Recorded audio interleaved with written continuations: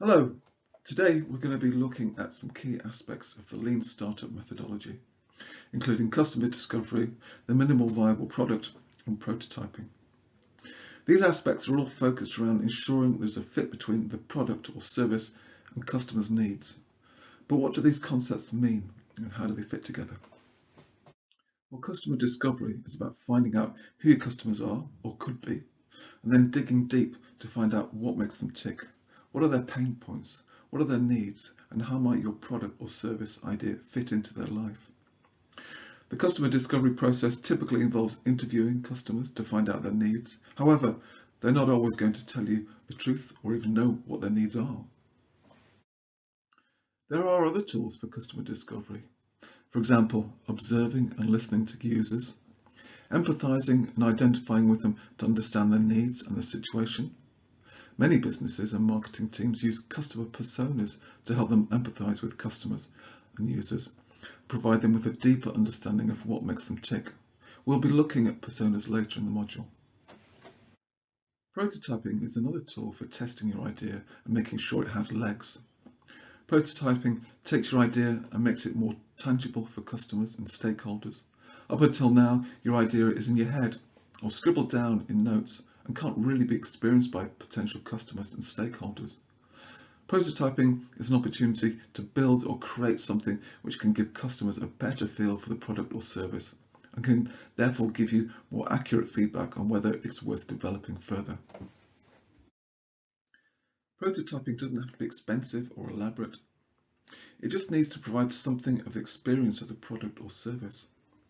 Sometimes referred to as Lowfi prototyping, such as drawing, storyboarding, building with Lego, for example, can all be considered appropriate materials for bringing your idea to life.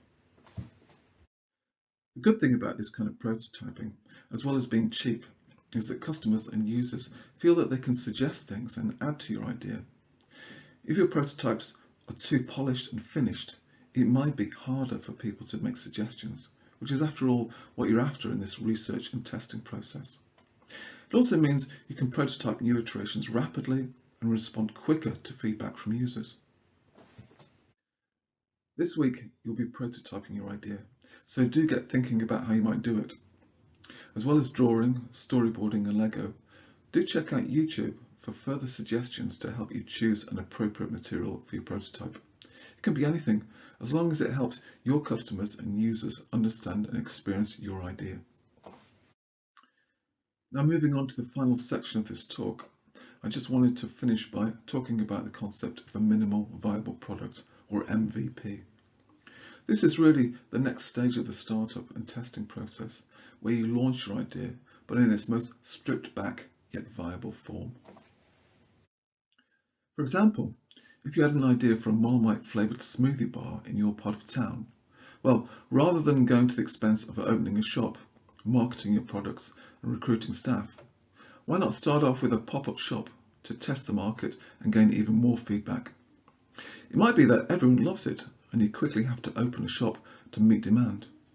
But equally, you might discover it only has a limited and niche audience and could only really function and survive as a pop-up experience servicing a narrow customer base. So in conclusion, developing your idea requires small steps which need to be tested and examined at every stage of its development to ensure it has buy-in from customers and users. It ensures that by the time your product or service is market ready, it will be the best version of itself and ultimately should find success.